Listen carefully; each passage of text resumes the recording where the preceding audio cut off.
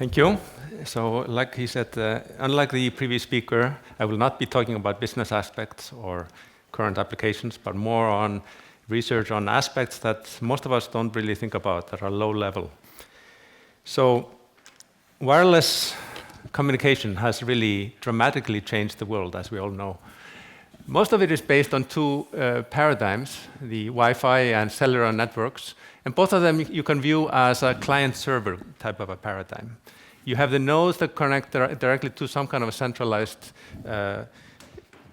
server, but in the future we foresee that we will get a very different kind of networks, where the nodes themselves will actually communicate between themselves, rather than going through a centralized server, router, base station, or whatever.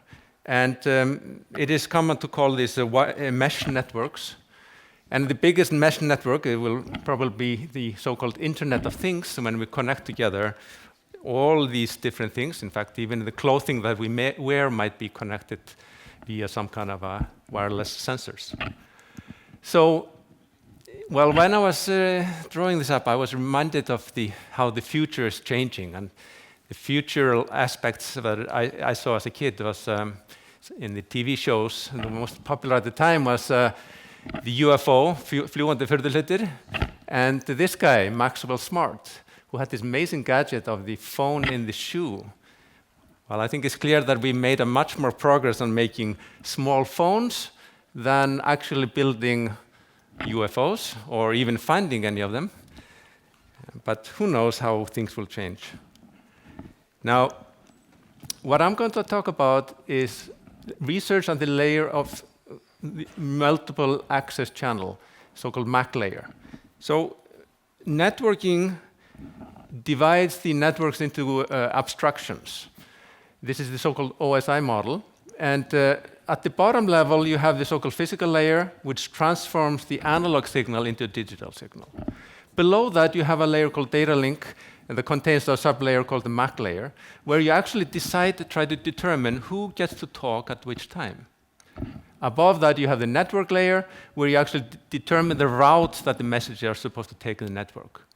What I'm going to be talking about corresponds to this MAC layer here. You can think of it like the engine of wireless networks. It's so deep down that most of us never actually want to think about it.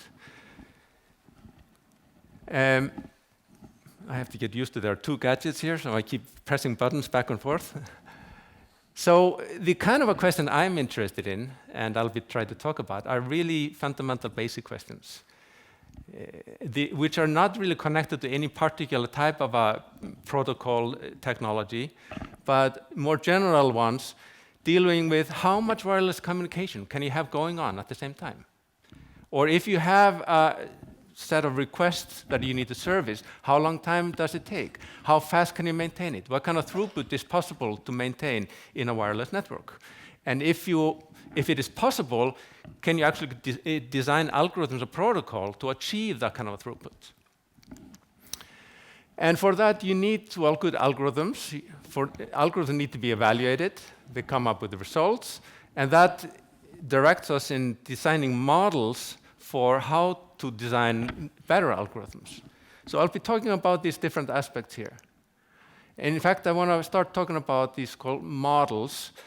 And by that, I'm particularly interested in the defining feature of wireless communication, what makes it really differ from other kind of a networking, which is interference. The fact is that we cannot have everybody talking at the same time, because then nobody can hear. So you need to make sure that even if you want a lot of communication going on, you need to really intelligently organize it so that those that are talking don't interfere too much with each other. And for that, you need some kind of model. That is to say, if you want to design a protocol, you need the model of when it actually works. And the most basic model and most frequently studied ones are so-called disk models, particularly the so-called protocol model. And there you assume that around the sender, the transmitter that are sending a message, there is a disk.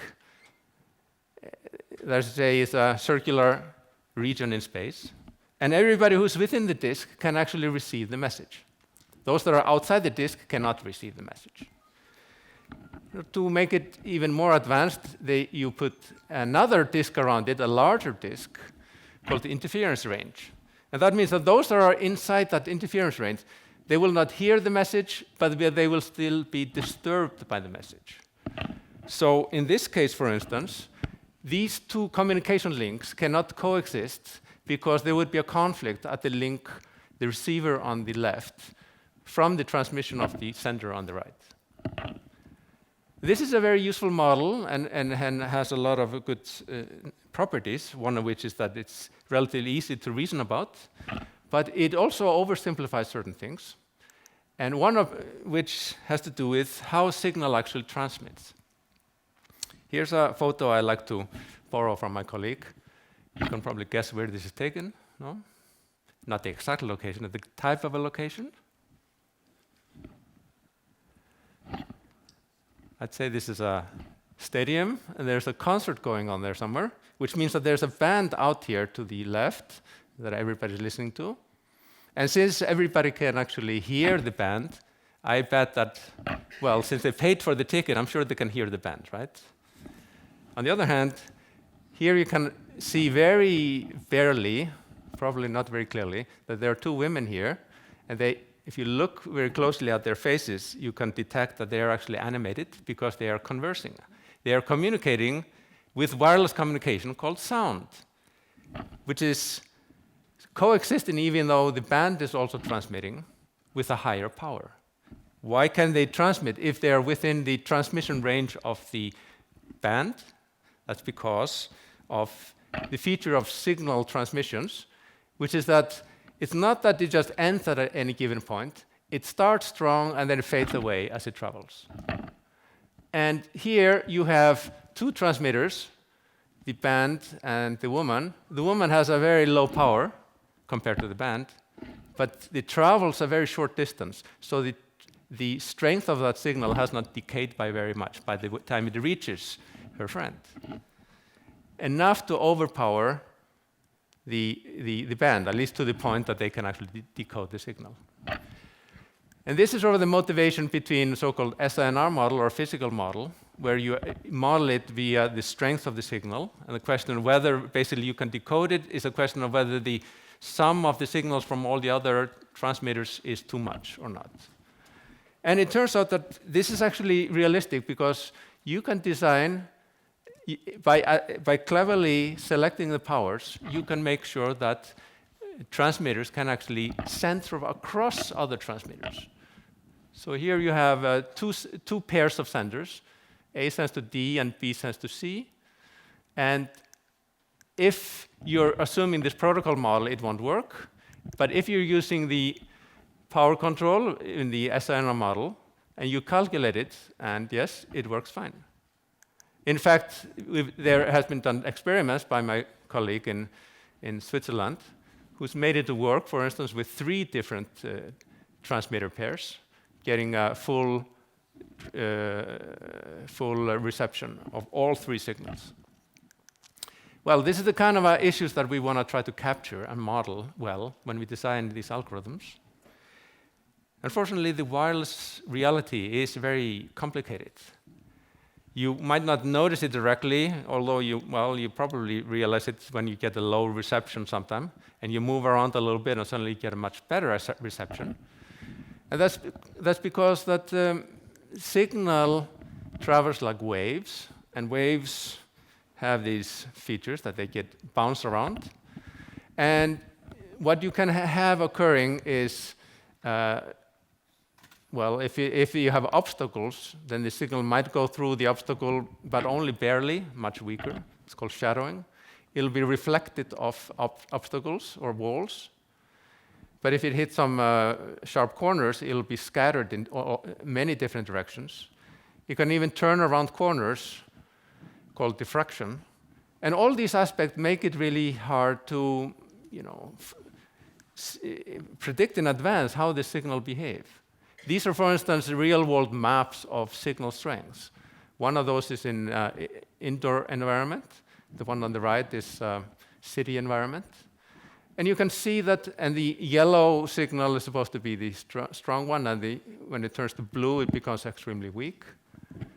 And you can see it's correlated with distance, but it's not at all a very nice function of the distance.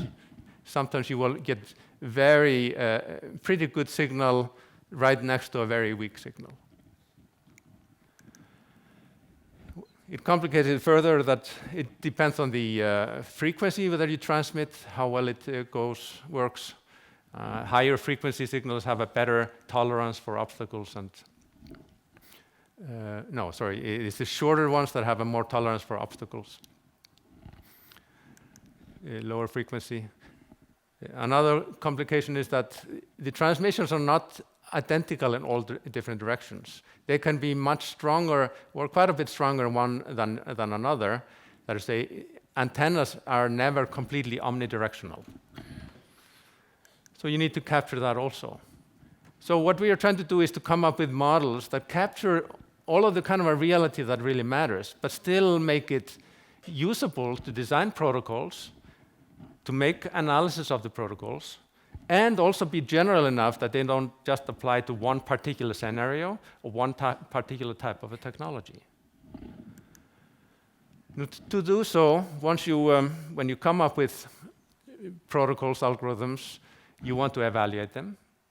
And you can do it in two ways. You can do it theoretically or experimentally. Experiments can be of two different types. You can do it in the actual field, or you can do it in silico, as the biologists call it, in the computer by simulations. The advantage of simulations is that you can run very large experiments very cheaply and get a good sense of the scalability. But the weakness is that it depends on the assumptions that you make about the model. How well is it going to work? Is it really going to be reflected in the true reality or not? Empirical research is much more effort, but it gives you actual results that are truly hold, even though they might be specific to particular scenarios. I, however, am more in the theoretical side of things. We want to try to analyze them on paper and get a general understanding of it. You can do this in two different ways. By classical communication theory, it builds on stochastic analysis, in which case you do average case analysis.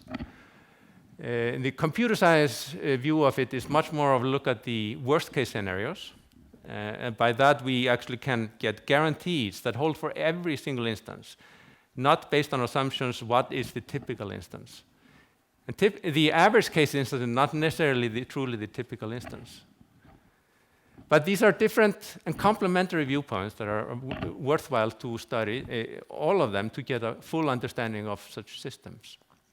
So, like I say, my focus is on the theoretical analysis, but we also do some empirical work on testbeds to try to validate our understanding, to make sure we're not just creating some abstract theory that has no connection to reality. So here's an example of one of the kind of theoretical results we obtained.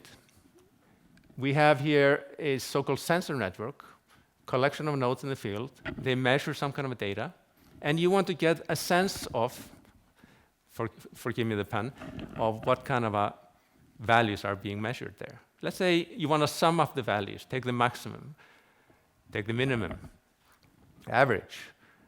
And well, how do you do that? You can have the nodes transmit one by one the messages to the server, and that works fine. The problem is that means that the rate at which they transmit can be pretty low. If you have n different nodes, each of them can transmit every one divided by nth slot. So if you have a million nodes, that means that you have 1/1,000,000th of a slot that you can actually transmit. But it's possible to do better simply by having the nodes collaborate on it. They can accumulate the signals, aggregate it, by basically summing it up on the fly through the network. And you wonder, well, how much can this actually gain you? How much more of a throughput can you get in a system like that? Assuming arbitrary location of these nodes in the field. It's easy to argue that if you just put them on the grid and everybody's nicely spaced, but what if it's an arbitrary configuration? What can you say about it? Well, it turns out that my colleagues in Switzerland derived some bound on this, obtained that It is a function that grows much slower than linear. And we managed to get essentially tight bound that this is grows only as logarithmic. And logarithmic grows extremely slow compared to the linear functions, which means that you're going to have a much higher throughput in the system than if you try to send it like a client-server-based paradigm. Actually, very recent result we obtained was that we obtained a bound that is, well, hard to explain, but essentially it's constant. Namely, you can have a constant throughput in any reasonable kind of a network. Now, for this, we've also wanted to try to study how does it really work in actual practice. And we've bought a bunch of little gadgets that were very cheap. They're actually so cheap that I think we spend more money on the cables than actual gadgets. But they also are very weak. They have like several Ks of memory, unlike the gigabytes that we used to work in. So we need different type of programming for that. But they are still powerful enough that you can do the kind of a tweaking that you want to do. You're not forced to use a certain kind of a network platform that you need. For instance, you cannot fiddle with the iPhones at the low level. And then we connect them together and try to do some experiments on those, try to validate those algorithms. And we've basically done it in two different styles. We've done it sort of ad hoc, set them up in some room, and then take it down again because the classrooms need to be used actually.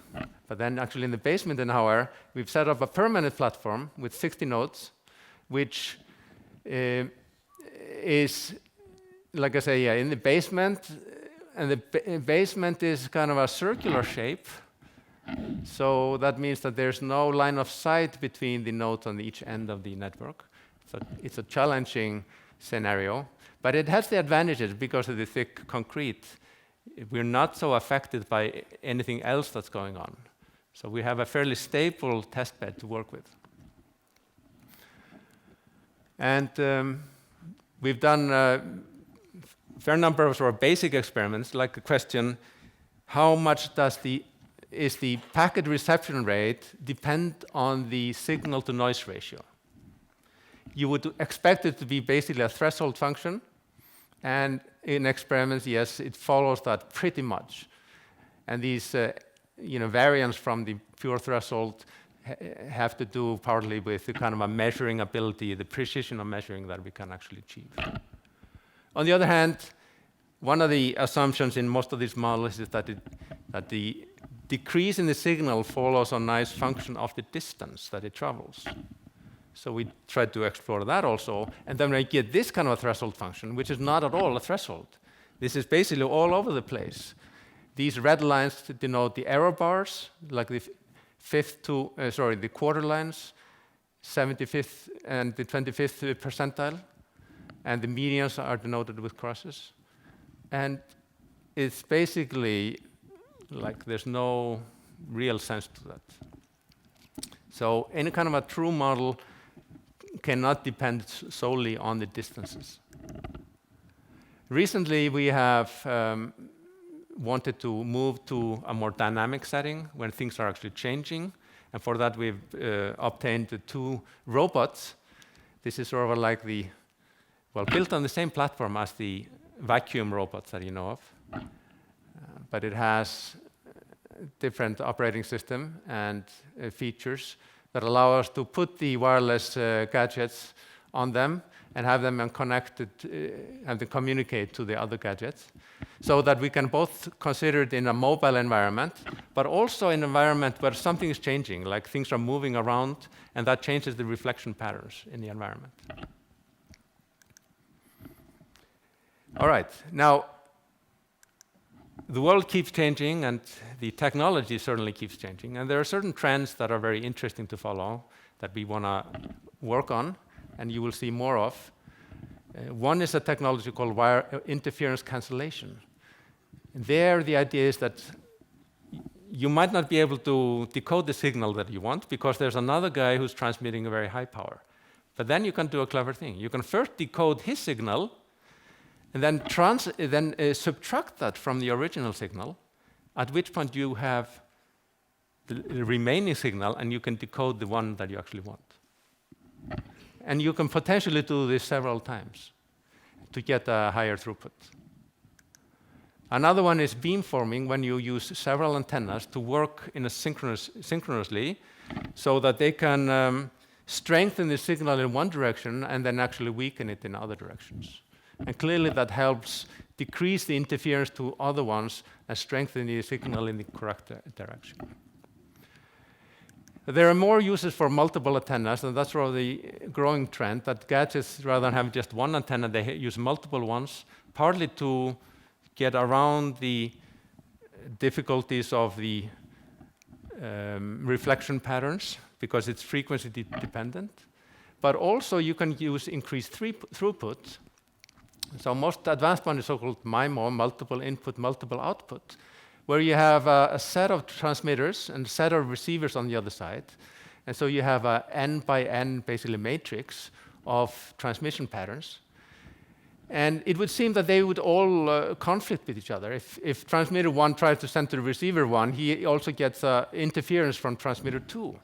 How can this be more useful? The idea is that if you design the transmitter patterns very carefully, you can obtain it so that what this guy receives here is only the signal that he wants, and the other ones cancel each other out. Now, since they're all dependent on each other, well, it might look hard to do it for multiple ones, but you can actually set it up in a kind of use linear algebra and basically solve this matrix and find out what are the exact phases of the signal that you're transmitting, so as the signals will all be received at a very high SNR ratio. Now, this is requires a very fine degree of synchronization. And it's not possible in all possible settings. You essentially need all the transmitters to be under control of a single identity, single node. But for a various setting, you can actually achieve a huge increase in throughput. And we will see a lot more of this in the future. Wrong button again. Here's another aspect which has to do with the frequency spectrum. Now, this is the frequency spectrum allocations in the United States. And you can see basically everything has been allocated. So where are we going to put in more of the wireless communication that we are really interested in? Well, there are, because the ones that have received a certain frequency, they're not particularly interested in just giving it away back. They received it for nothing, and they have no incentive to actually just give it up. And that can be a very long process. And one of the options is to look at the pieces of spectrum that have not been used, are not used very much, and then allow the transmitters to actually use that part of the spectrum as long as the original user is not using it. The most promising one is where you have analog TV, which has these big chunks of spectrum, whereas the Wi-Fi has a tiny little allocations over here. And for that, you need intelligent radio. In the past, these were hardware-designed radios. Now we're seeing that more and more of it moved into software, at which time it can be much more agile and tolerant to other things that are going on. And this will certainly be one way of solving the contention issues.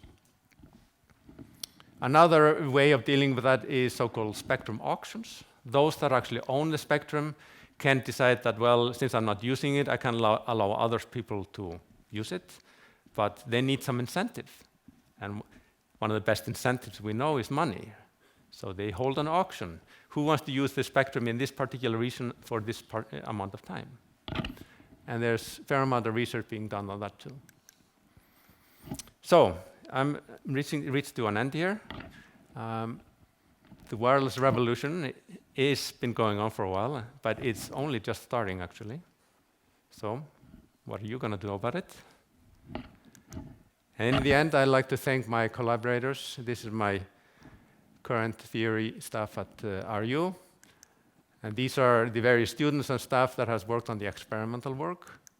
And these are my current colleagues in different parts of the world, the US, Europe, and Hong Kong. Thank you very much.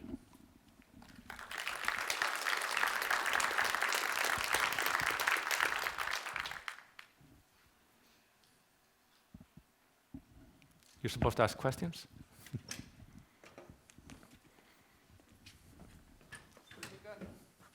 Yeah. Have you analyzed the signal-to-noise ratio required for a MIMO system to function? Well, you have the same kind of SNR ratios, essentially, but you just need to make sure that you cancel the other stuff out. That's really the challenge of it. I mean, the signal-to-noise ratio that required depends on the kind of a coding that you are using and the kind of a bit rate that you want to try to maintain. It really is a question of how well can you cancel out the other signals, which really is a question of precise calculation and alignment of the signals.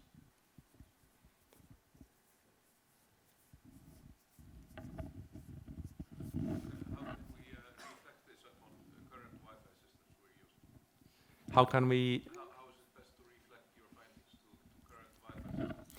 So, like I said, the Wi-Fi system have this client-server kind of approach, which is inherently different way of dealing with things. You can certainly, essentially they satisfy the same kind of a behavior, but the kind of a communication pattern that you see are very different. So we are not trying to tell you how to improve your Wi-Fi system. It's more of a question of future protocols for future systems.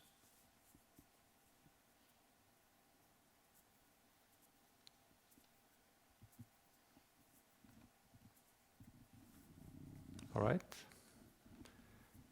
Well, I think we have coffee and cakes. Thank you for listening.